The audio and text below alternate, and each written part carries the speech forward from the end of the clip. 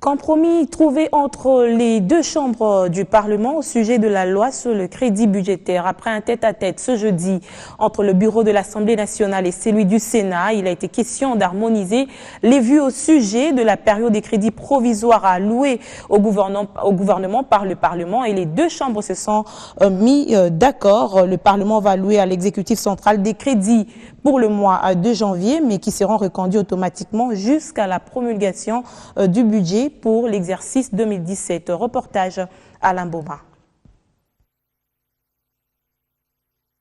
Léon Kengo Adondo et les membres de son bureau en attente du bureau de l'Assemblée nationale. Quelques minutes après, Aubin Minakou et les siens font leur entrée dans la salle. D'un côté, le bureau de la Chambre haute du Parlement et de l'autre, celui de la Chambre basse.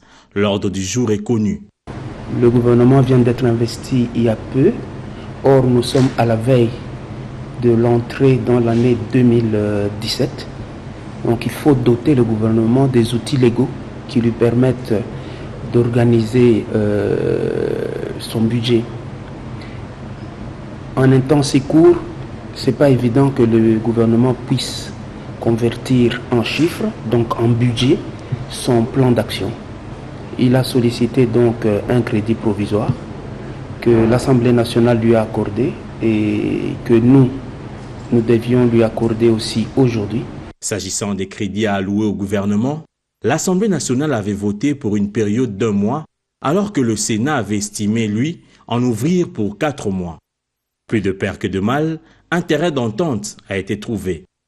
On laisse le budget tel qu'il a été voté par l'Assemblée nationale pour 1 mois, mais nous lui donnons un caractère reconductible, ce qui permet que le gouvernement puisse fonctionner et qu'on lui donne un temps suffisant pour qu'il revienne avec un budget clairement établi et qui est cohérent avec sa vision.